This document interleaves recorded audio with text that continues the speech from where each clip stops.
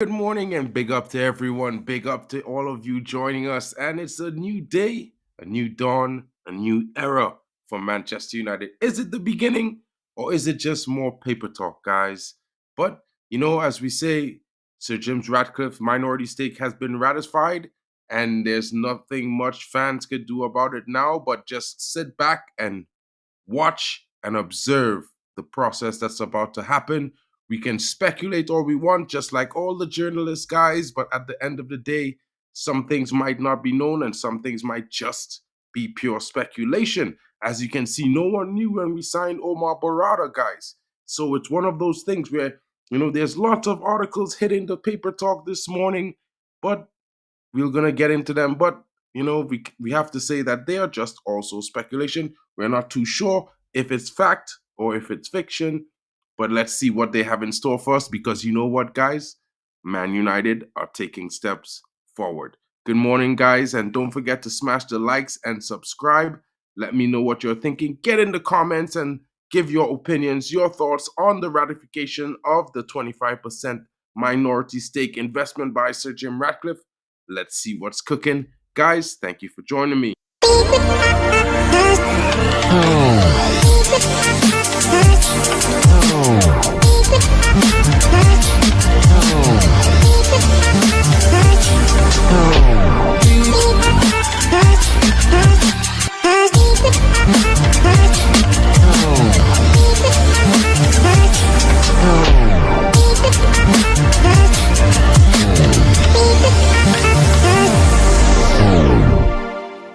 Big up to all of you guys, and how are you doing today?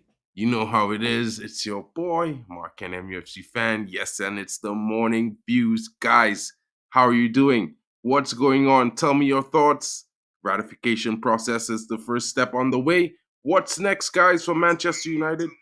It's one of those things where you're just gonna see it's a lot of changes to be afoot, lots of processes to happen, lots of things need to be done.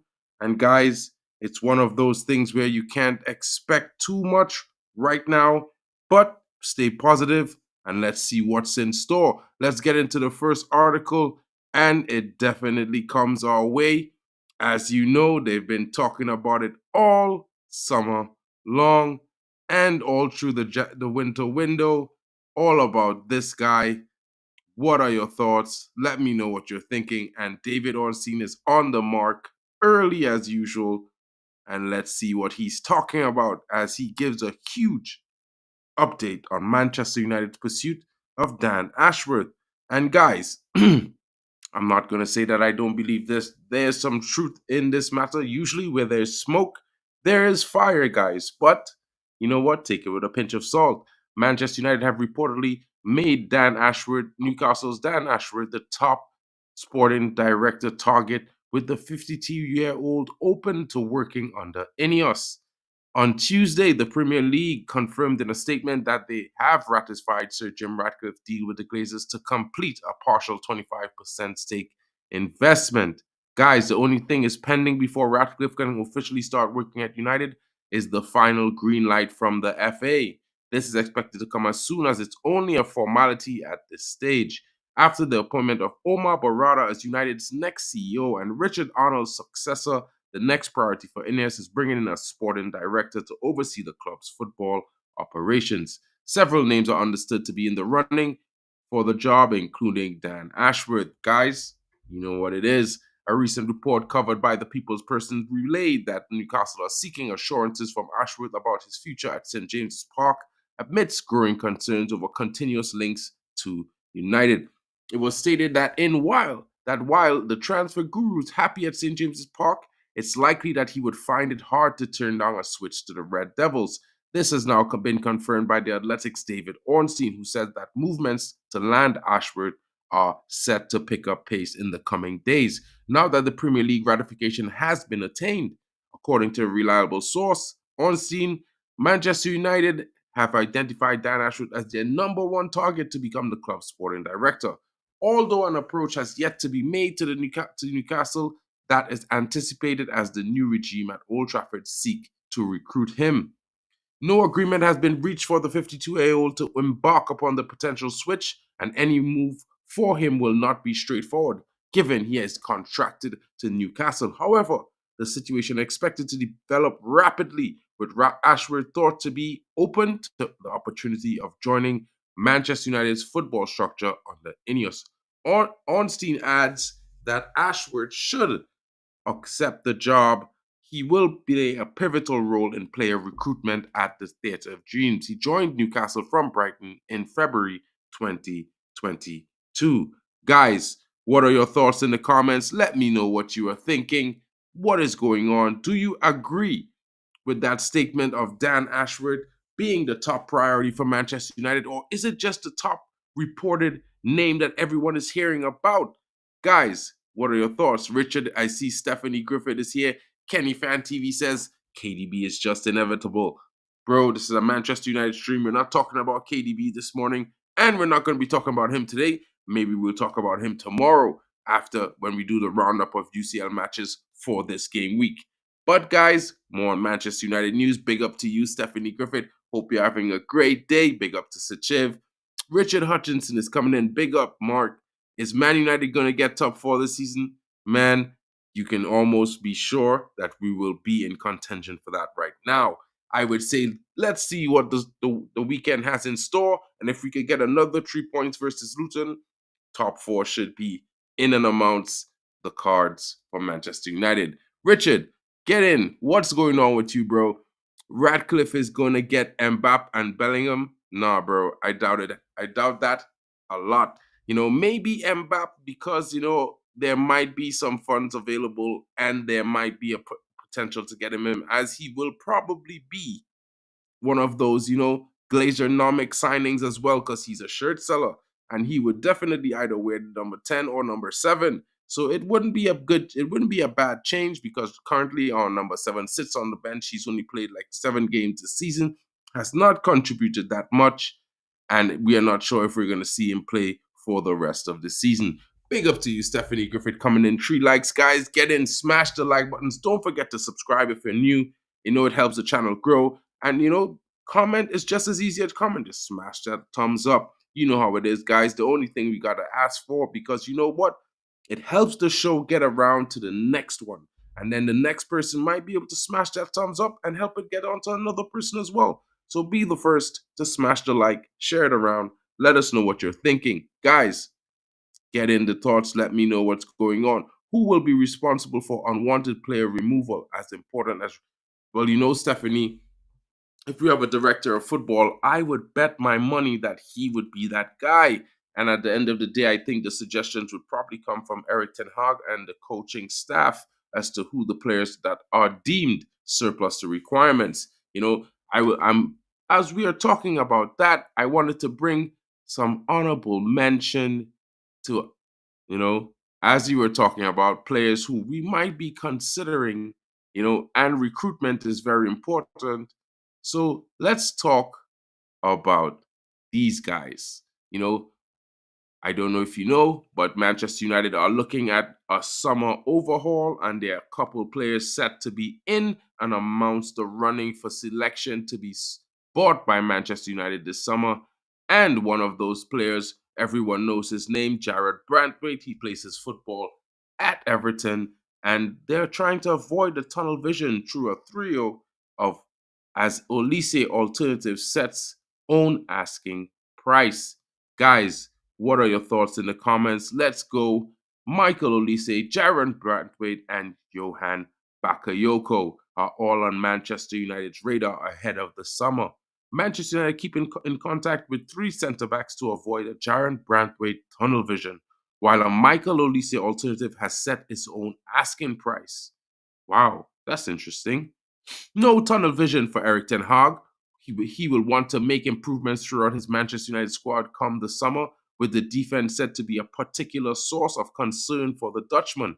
Jaron Brantwaite appears to be the most in-demand centre-back right now, with Chelsea, Arsenal, Real Madrid all set to have inquired about the Everton star, but it's United and Tottenham set for a transfer scramble, according to the Daily Mail. The report claims that United, whose transfers will be under the control of Sir Jim Ratcliffe's and Ineos for the first time this summer, are said to be targeting two young centre backs, and Branthwaite is particularly appealing given his preference to operate on the left side. But crucially, given United's penchant to put all their eggs in one basket, in their chase of specific targets in the past, it's claimed that there's no tunnel vision on Branthwaite. It's claimed that they're keeping in contact with a number of options, including Benfica's Antonio Silva, Jean-Claire Todibo, and Lille's 18-year-old Lenny Euro. You remember Lenny Euro, guys? I did a lot of streams about this youngster, and I'm telling you guys, he's very, very talented. You know what I mean? There's no mention of Goncalo Ignacio there, but guys, and also Giorgio Scalvini, but keep your eyes on those names. Even though they're not being mentioned, I would like to let you all know that it is my firm belief that these guys will definitely be on United's radar. Not only that, but they will also be prime targets. Don't be surprised if we snatch Giorgio Scalvini as the first signing of the summer, guys. I'm just saying it now, so hope you're having a good morning. Let's keep on. The subjective objectivity. PSV Eindhoven director Ernst Stewart has already admitted that it is likely that Johan Bakayoko's final season for the Dutch Giants. And amid interest from United, the winger has set his own asking price. Bakayoko's got 6 goals and 13 assists in all competitions for PSV this season, exclusively from the right wing, where his performances have compared favorably with the United star Anthony, who cost the Red Devils twice as much as Bakayoko reckons he's worth. The 20-year-old was particularly impressive in their 1-1 draw with Arsenal in the Champions League group stage, which likely added a few quid to his Premier League price. Asked what he reckons he would be worth, Bakayoko replied, "I think it's really a funny question. You also have to look at what others can do. If you look closely and look very objectively, I don't think there are many players my age who do what I do. I don't know what the prices are, but I think between 40 and 50 million euros is reasonable." Guys, this youngster sounds like he's got the character. You know what I mean? It's interesting that he would say it like that, and I couldn't help but smile reading that comment. We would query whether a footballer judging their own value can be very objective, but Transfer Market reckons he's worth 40 million euros. So Bakayoko is about right. Top target Olise seems though that United's top priority on the right wing remains Michael Olise, though they look set to face a fight from Liverpool, Arsenal, and Manchester City for his services. Olise has managed 6 goals and 3 assists in just 11 Premier League appearances in this term, seemingly catching the eye of all the big boys throughout his displays for Crystal Palace. But as we know, guys, he's injured for the second time this season, and you have already played 24 games. He's only played 11 in the Premier League. Guys, he's missed half of the season, and a major half. You know what I mean? So it's one of those concerns that we have to look at, that he might be injured. And 70 million for a player who's already missed half of the season, I'm not too sure that's the way Manchester United should be heading. Radcliffe and Ineos are said to be focused on signing homegrown talent, which puts Olise above Bakayoko and other right-wing targets on their transfer shortlist. A swap deal in form of former Palace star Aaron Wan-Bissaka has been mooted in the past, and transfer expert Alex Crook says that it remains a possible route for United to explore. Before explaining that they are working on a deal behind the scenes in a bid to beat their rivals to the 22-year-old signing, Crook said, "Manchester United will be working on this deal actively behind the scenes. Man City and Chelsea also have shown interest, so I think United will want to try to get that deal done early." Guys, what are your thoughts in the comments? Let me know what you are thinking. There's lots to be said, lots that are going on. Let's see what you are saying here. Not sure about Branthwaite, as Stephanie Griffith is coming in saying got brushed aside way too easily by Haaland last weekend, and pressure might be too much playing for us. I won't disagree with you there. I also would like to say that, he wants to play off the left side. And one of the things for me is it concerning that we already have Lisandro Martinez? Do you think Jared Branthwaite could dislodge Lisandro Martinez in the left centre-back position? Which I'm not 100% sure about. At the same time, I would say, would he be willing to, to come in and fight for a spot, sit on the bench and come on as a substitute? Not too sure about that either.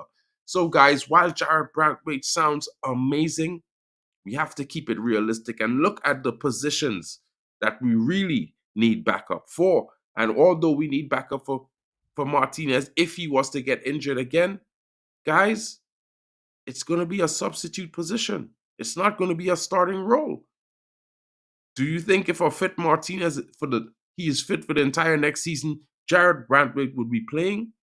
He prefers to operate off the left side of centre back, guys. Keep this in mind.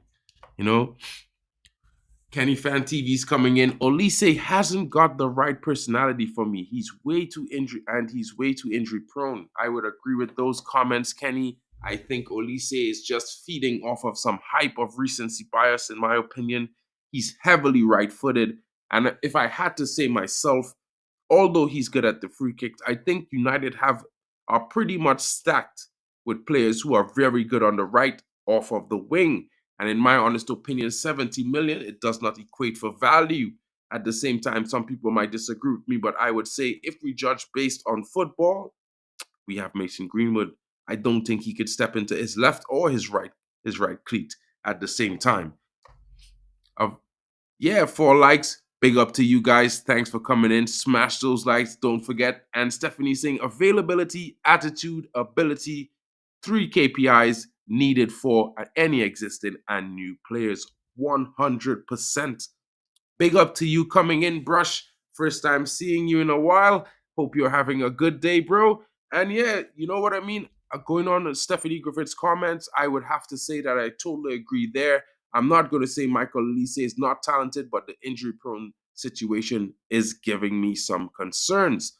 And at the same time, people might say, if he's not that injury-prone, but he's missed 13 out of the 24 games played this season in the Premier League alone.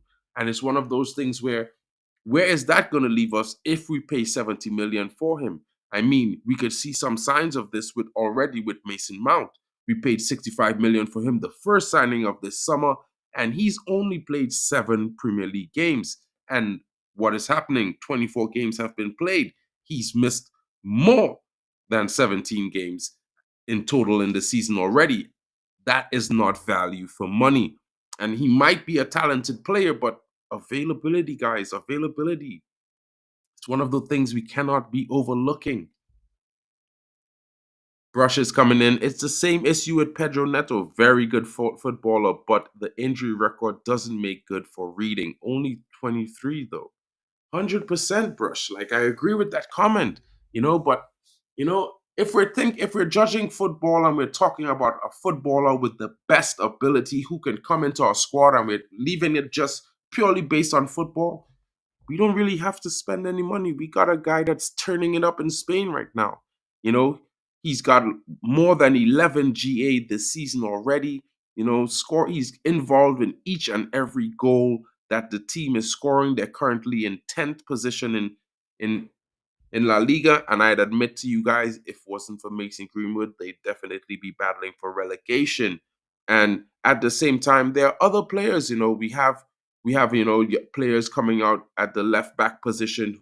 Youngster Alvaro Fernandez, who's off in Benfica in Portugal, doing really well. Had his first game this week, and he's set to be on the bench for their UCL game tonight. So, guys, I hope you are all paying attention and check him out, because I would like to say to you that, the injury situation with Luke Shaw is definitely becoming a concern, guys. Definitely becoming a concern. It's one of those things for me where I'm starting to think maybe we should reconsider, his priority in the squad.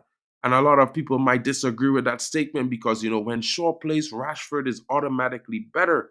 But at the same time, availability, guys, availability. We can't afford to be attempting to build a squad with consistency and then key players are not able to be consistently available.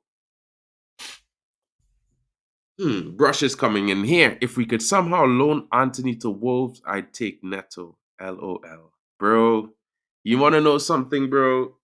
I'm gonna stay on the hill and die on this hill, bro. I'm gonna back that young lad to get himself and turn his situation around. You know what I mean? I'm not a guy who's always gonna be like I'm gonna back a player if I'm seeing consistently poor performances.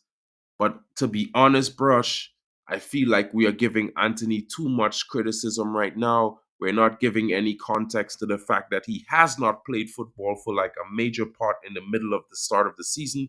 You know, everyone talks about he starts every game, but he's only played 11 games so far. He hasn't started more than seven games this season. And it's one of those things for me where he took himself out of contention for playing for Brazil just so he can get himself and his mind right. We all know that over the last year, he's faced a tragic situation based on allegations that, probably would ruin a lot of young people, and he's a young guy, 23 years old. It's hard to say. He's coming from a different league. Last season he was okay. We were all expecting him to kick on this season and be much better and deliver more goals and assists, but it has not happened. And I would attribute that to maybe a little bit of a mentality issue. And it may not be, a mentality issue that we should have looked at with a player, but it might be one of those things where, maybe he just needs some support, guys. Maybe he needs to know that the fan base is supporting him. And at the end of the day, there's no way we're getting him out of the club, even until the summer, if that's an option this summer. And who's to say it may be? But until then, guys, he's a Manchester United player. He wears that badge on his chest. I feel like as a fan base, we should be a fan base and support our team, support our players, show these guys some love. We have a few games left and we need these guys to be on their best. We need them to be fully motivated. We need them to be confident. And in the last few games, he may not have played. But Manchester United have played well, and all the players deserve their flowers, guys. And it's one of those things where I'm just gonna say that we have to find a way, to appreciate these players, appreciate the fact that they are what we have right now. And as much as we would want and say, listen, you know, we should be doing better. We should have better players. These players should be more consistent, should be performing better. They're just human beings at the end of the day. And sometimes, they could be in bad form. Like just like any one of us who has a bad week at work or a bad month, things just happening wrong. These things happen to normal people. Why can't it happen to them? And Brush is also coming in here. What on earth is happening to Terrell Malacia? This is why I would have kept Regulon squad depth. At the same time, I totally agree with that statement, but we have to always remember that, I feel like maybe I might be wrong thinking this way, but I feel like John Murtaugh is running the recruitment, and deciding the loans and players, and he's superseding Ten Hag on these things for some instances. Now, I would also say that getting some of these youngsters out on loan is the best thing for them because you know what? Those other teams would probably give them more game time than we can possibly afford to right now, especially since we're playing one game a week. So maybe it's better for their development that they go out there. And as I'm going on to this, guys, I'm going to bring up this article on Facundo Palestri, guys. And if you don't know, Facundo Palestri had a goal and assist against Barcelona. And if not for greedy play by some of his new teammates, he probably would have netted a brace and they would have won the game 4-2. But Barcelona was allowed to come back with a goal that should have been ruled a foul. And, sometimes it just happens like that. It happens in the Premier League, it happens in the UCL. Last night, if you looked at the Real Madrid game, I, for one, was thinking when I was watching the replay that, it was not a great performance. Real Madrid looked worse than Man United at their worst. I mean, they had a few good moments, but they should have been down 1-0 on the fourth minute of play to Benjamin Sesko, another Manchester United target. Guys, what is happening? He was ruled offside, but he definitely was not offside. He was smart enough to get himself back in an onside position before the ball was played, long before I would say, and headed it straight into the goal. But what might have happened is maybe the ruling that was announced was wrong, and maybe they were given a foul because there was a shove in the goalkeeper's back by one of the Leipzig forwards. Guys, let's just go into this article about Facundo Pellistri.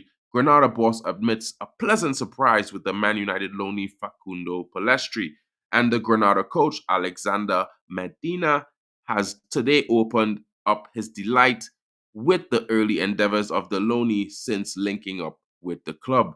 The winger, of course, secured a temporary move to Nuevo Estadio de los Carmenes late last month from the Premier League giants Manchester United, and the Uruguayan has since not taken at all long to make his presence felt. After impressing in their debut en route to a 1-1 La Liga draw with Las Palmas, Pellistri took things to another level altogether this past weekend, making a trip to Catalonia and for a showdown with heavyweights Barcelona. The 22-year-old notched both a goal and assist to ensure Granada came away with a credible share of the spoils. Speaking to the media this week, it therefore came as little surprise when subject of Pellistri's early form was put into aforementioned Alexander Medina. And Granada's boss made use of the opportunity to sing the praises of his fellow countryman, particularly impressed by Pellistri's work on the defensive side of the ball. Facu Pellistri surprised me in the first talk we had, Medina began, as cited by Sport 890. In these 2 weeks of work, he has given us a lot in defensive solidarity. I looked for Pellistri because I knew that he could give us. He meets all the conditions on the wing. He has had his personal ambition for growth, and that makes me happy. With Barcelona, he made a lot of effort in defense to execute the pressure. He had a goal and an assist. He consolidated in Europe, and it's up to us to guide him. So this is a positive loan. Thank you for having him. Guys, your thoughts in the comments. Let me know what you're thinking. Have you been able to get any views on La Liga? Any views on the lonely players watching? If you haven't, I will be doing a show about that tomorrow at the end of Champions League, because we have one youngster who's probably going to play in the Champions League tomorrow for Benfica, and his name is Alvaro Fernandez. Guys, Leipzig literally outplayed Madrid, and how on earth that goal was disallowed? Sesko was onside. 100%, Sachiv. 100%. Pellistri just needed to score for United in his limited appearances, like Garnacho did to force his way into ETH's plans. That seems to be the way. Scoring and assisting is king. You want to know something, Stephanie? I wouldn't write off young Facundo Pellistri. A lot of people didn't think that Eric Ten Hag rated Jadon Sancho, but I would say to you that I think he rated him so highly that he was extremely disappointed with his attitude in the situations that developed recently, and that saw him ended up being exiled and now loaned to Borussia Dortmund. Guys, I think Pellistri is heavily in Eric Ten Hag's plans, but I don't think he had the players, and the team was playing in the style that he wanted Pellistri to develop in. I feel like he was thinking it may hamper Pellistri's development, as well as Dan Gore, as well as the young Alvaro Fernandez. And I think these are the reasons why those three particularly were sent out on loan. Sent out on loan so they can get game time and much needed experience in different situations, so they can come back and use that as a kick-on start when they go into the next preseason for Manchester United. Guys, let's go into this last, but certainly not least. It's one of those things where the weekend is coming, and as we go on to the weekend, I have to mention to you that there's a landmark milestone achievement for Manchester United, as Kenilworth Road is set to become the 50th away ground Manchester United have visited in the Premier League era. Guys, we know Luton has been in red hot form of late, but losing in their last game 3-1 to a Sheffield United team who's bottom of the table is also damning. What has happened to Sheffield? What has happened to Luton, guys? They scored four, they dropped Brighton, then they scored four against Newcastle to get a point, and then they could barely get one goal. What is going on? And let's go through this article. It is clear that Manchester United have a great history in the Premier League, as they have won the competition a record 13 times. There are 6 clubs that have been ever present in the competition since its inception in 1992. And those teams are Arsenal, Chelsea, Everton, Liverpool, Manchester United, and Tottenham Hotspurs. I don't know why they're mentioning Tottenham Hotspurs because they have never won the competition. I would say that they should have mentioned Manchester City. But at the same time, you know what? Tottenham got the mention. Let's leave it at that. The Daily Mail reports that United's trip to Luton on Sunday will be their first in the Premier League, representing the 50th club that they have played in an away competition. The news of Luton's promotion to England's top division last spring caused quite a stir as many online fans made reference to the club's less than typical Premier League arena. Despite recent work being carried out on the stadium, which saw the Hatters have to wait until September to make their Premier League debut at home, Kenilworth Road is still a complete blast from the past and holds a tiny 11,500 people. For the context, just over 9,000 spectators watched United's FA Cup tie with the League Two Newport at the end of January. Of course, football existed well before the Premier League, and there's nothing really that new about Luton playing Manchester United. The last meeting between the two actually took place in 1992 when the game finished 1-1 in Bedfordshire in the last season of the old First Division. Mick Harford, now a Luton scout and still a regular attendee at the Hatters home games, was a proper thorn in United's side in the old First Division days. He scored against them in 1987, still Luton's last win against United, and also in the draw in 1992. In fact, the two clubs have faced each other 41 times, with the Red Devils coming out on top 30 times, drawing 7 and losing 4 on occasions. The fixture is also steeped in history, as the first game between the sides actually occurred in September 1897, when Newton Heat, as United were called back then, lost 1-2 at home to the Hatters. 2024 has been both good to both teams, as Luton have managed to scrape their way out of relegation zone into 17th, and United have also pulled themselves within 5 points of 5th place. The two sides will be hoping for 3 points on Sunday evening to continue their fine starts to the new year. Guys, your thoughts in the comments. Let me know what you're thinking. What are your thoughts? Kenilworth Road, what's gonna happen? I think United are definitely gonna come away with a win, but I don't want to sound like I'm overconfident. At the end of the day, Luton has done well at home to teams like Liverpool, Arsenal. But you know what? We've already beaten Luton this season, 1-0 at Old Trafford, and United was not playing good football in those times. We've beaten a couple teams this season playing not good at all. So imagine now the team is playing with much better consistency, more patterns of attack, more creations of chances, and our forward is in red hot form right now. We are definitely expecting a United win. What type of win? I'm not too sure, but I'm gonna sit here and say maybe it's gonna be something like a 3-1.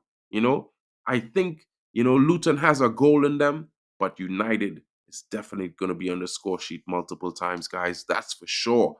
Big up to you, Compost Smurf, coming in. Good news if it's true. It should be Compost. You know how it is. Big up to you. Ashford previously knocked us back because he'd have little power in his position. It's one of those things, bro, that I agree with. But at the same time, I would like everyone to take this time. There's an article that you could check out online if you Google Omar Barada and his imprint.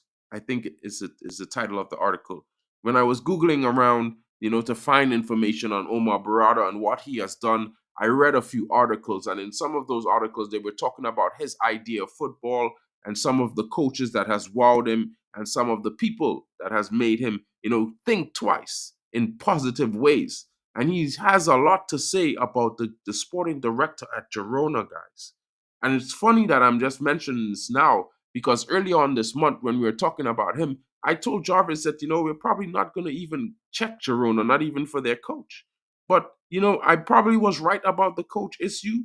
But, guys, maybe Dan Ashworth may not be the guy. I'm just saying, keep your minds open, look at the news around, and look at the design of our new CEO. He's a different type of character, guys. He's not the regular type. He's not one of those guys that's uppity or stuck in the mud. He's one of those guys. He's a bit pragmatic. He has an open mind and he does things differently. And he used to be at Barcelona, guys. So, reports are that, Paul Mitchell has been scouting a lot of our targets in the last 6 months. He's been all over Spain and Europe, scouting a lot of the Manchester United targets. So I would like you to guys to also keep in mind that there might be something coming in with Paul Mitchell as well. Manu Tata, what does that mean? Kisan Zenabad Modi Mudaba. I don't know what that means, bro. Come back and tell me in English, bro, because that's not working out at all. Big up Nikhil coming in. How are you doing today? Hope you're having a great one yourself.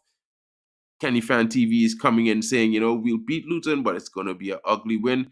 I don't think it's going to be ugly. United hasn't been playing too bad recently, guys. I think it's going to be one of those things. Campos Move is coming. What if Pep sent his friend over to sabotage us? bro, bro. I think about some things like that, but it could only be a laughable joke, bro. You know what I mean? How could you think about it like that? Like it's actually, I doubt that would be practical, bro. And Nikhil is coming in saying, are they going to sign Pep's brother? That's why they let Omar go. No one knows. No one knows. I'm not a City fan, but I could give you some information about that next week because there's one of my friends who is a super City fan. He's been talking about some stuff and he's telling me he's going to come and join the stream with me one day next week. So maybe I'll get him to talk about City and give you some information on that, Nikhil. But right now, as I'm saying, right now what I'm going to think about is that basically I look at the new progress as I'm not one who was a fan of the Sir Jim Ratcliffe's 25% stake, but now that it's arrived, now that the Premier League has ratified it, I'm going to sit down and say, you know what?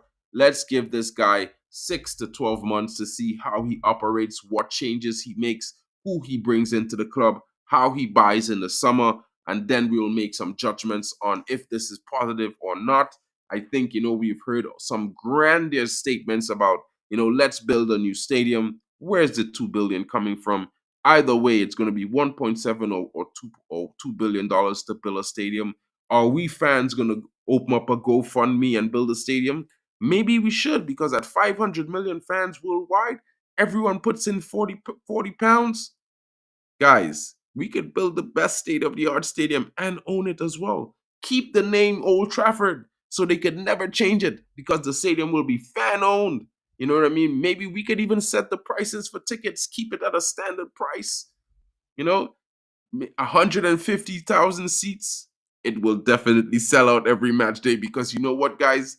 The season ticket holder list is over 200 people long in the waiting list alone. Imagine that, guys. So can you imagine if we was to build a state-of-the-art stadium, let's say 120, 150,000 seats, it would still sell out every match day, guys. I'm pretty sure about that one. We're not like the empty had, the league neighbors in blue. Their stadium's always half empty, even on the big match days. The only time it's sold out is when United comes to town. Bet your bottom dollar that's the case, guys. Big up to you, Nikhil. Compo Smurf is coming in. I don't like it either, but it's all we've got. 100%. I'm saying it. I'm saying this to the fans. We've got some players are in and about right now.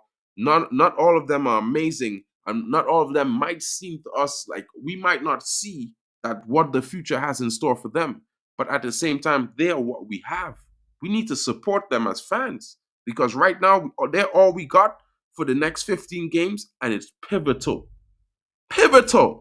that we at least win 12 of the next sets of fixtures coming in. We have a good run in the next 2 games. We face Luton away, Fulham at home, and then we play in the cup away, and then it's Man City, guys. I'm not too afraid of City, but it's always going to be a tough game when we meet those City rivals. These noisy neighbors that always trying to chap, chap, chap. But we always know that they're still a small club at the end of the day. Manu Tata, Sachev, it hurts to see the state of our farmers. They're being treated the worst. Probably, bro, probably. I'm not too sure what you're talking about. Nikhil is coming in. All we can do is be optimistic. I'm all for it. We can feel the changes. Yeah, 100%. Change is good, and it's 100% necessary that things happen and these things go on. And like as a United fan, lots of people would probably be saying to you, standards, standards, standards. But guys, let's be realistic for once. If we look back at this squad, right, at least 70% of this squad was here 3 years ago. And these were the same players we were complaining about when Ralph Ragnick said, we need open heart surgery, 10 players out, 10 new players come into the club. We need to change everything, break it all down. So it's one of those things for me where I look at it like, you know, we're 1.5 seasons into a rebuild. We're going to have mistakes. We're going to have shortcomings. We're going to have some inconsistency. But as you can see, in the last 5 to 7 games, we have been showing a consistent improvement in our defensive capabilities, in the structure and soundness of our midfield, and consistently creating more and more opportunities for goal scoring, as well as being more clinical. We've scored 13 goals in the last 4 games. Guys, it's one of those things. And I'm not even including the last game we played. So if I add that game, it's 15 goals in the last 5. 15. That's a lot of goals, guys. That's certainly an improvement on clinicality by the forward line. And you know what's the biggest point, guys? No one ever talks about it, but Manchester United has the youngest attack in the Premier League. The youngest front three. There's no front three in the Premier League that's younger than Manchester United's. We have a 19-year-old running on the wing. We have a 20-year-old playing at striker who just turned 21, so he's 21. And we have Marcus Rashford, who everyone says is a kid, but he's 26. You know what I mean? So 26, 21, 19. If you look at City, their attack is much older than that. If you look at Arsenal, their attack is also older than that. If you look at Liverpool, their attack is one of the oldest in the league. Diego Jota is 29. Mo Salah is 30, 34, 32, I think, or something like that. You know what I mean? So it's one of those things where you have to look at it like Manchester United is a work in progress. It's a young squad for the most part in some situations. Our midfield has the most experience, in the team. So it's one of those things where you got to give it time to work, and it's been working recently. So now you got to support these guys. They've been giving some decent performances. We should give them some flowers as well. Let's see if we could get this positivity train straight into Old Trafford and give these players a mental boost, knowing that the fans, not just in the stadium, but around social media, are behind them, because we need to push on from where we are right now, stack these wins up one game at a time, onwards and upwards, straight until the end of the season, guys. Straight until the end of the season. Manu Tata, Man City is a young club. They will be bigger than us by 20. Manu Tata, bro, I'm sorry to say to you, but listen, in the next 2 years, it's not going to happen. United is going to make a comeback, bro.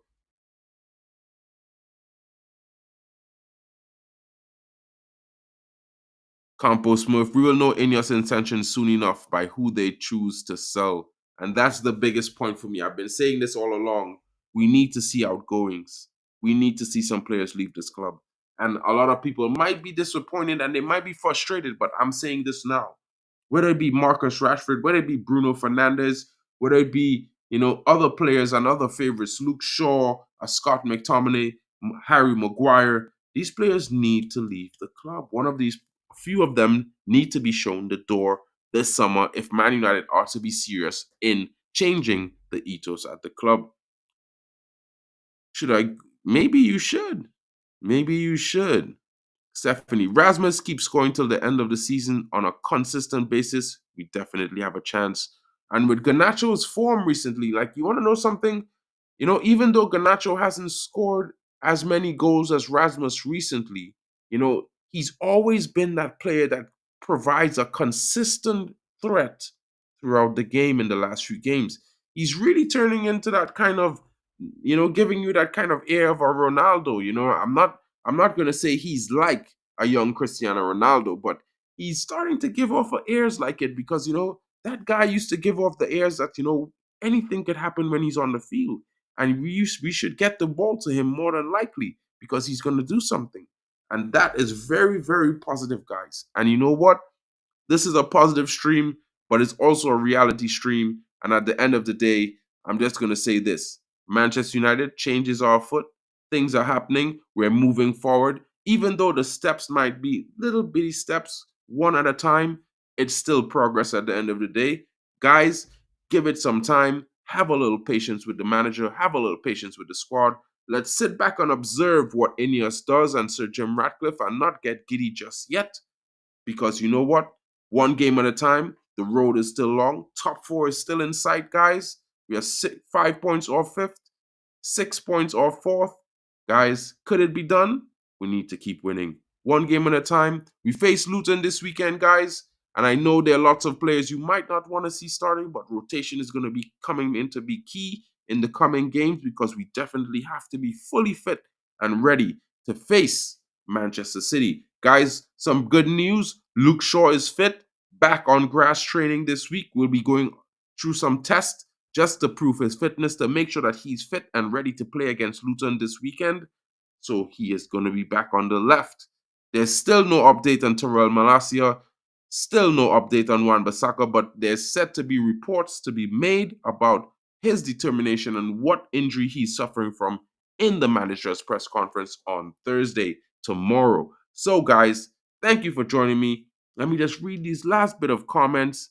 Definitely, Stephanie Gano has a cutting edge. He really does well. You know what I mean? I would just like to see him pass the ball a little bit more.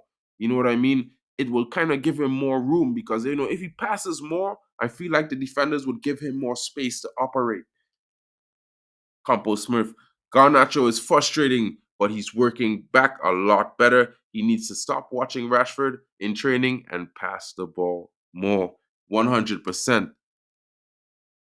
Manu Tata, if you look at Sunday's game and use that as an example, the manager will rotate. You know what? You know how he operates with players. Sofian Amrabat just came back from AFCON. He's going to have him in training a few weeks before he puts him out into the team. He's already came on as a substitute in a game.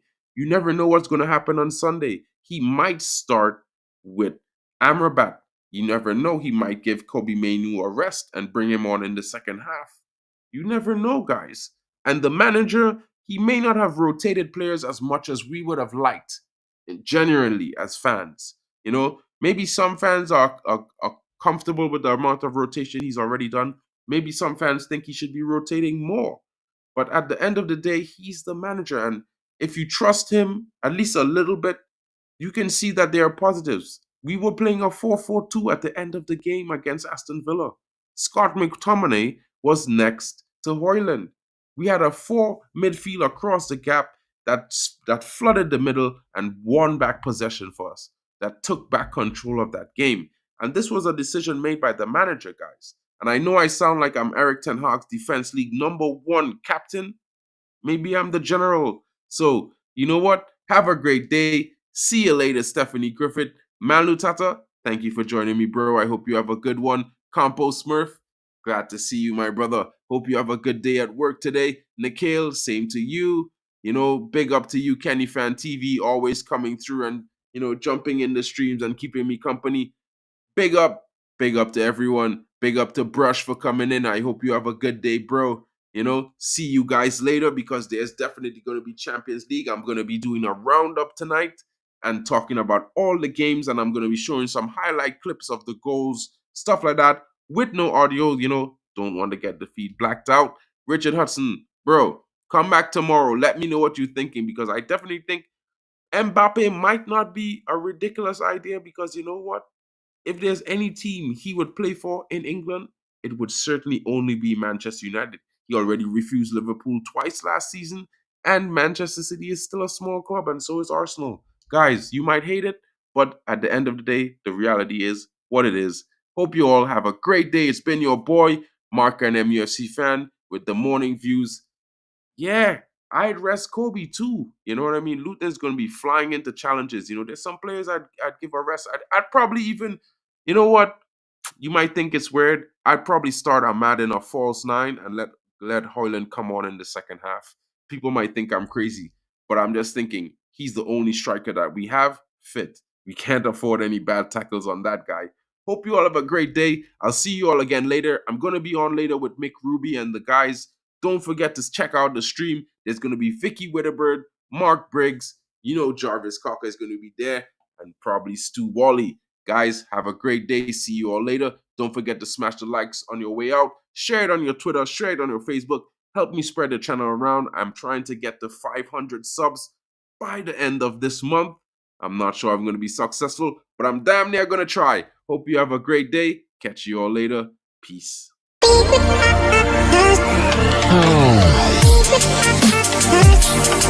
Oh.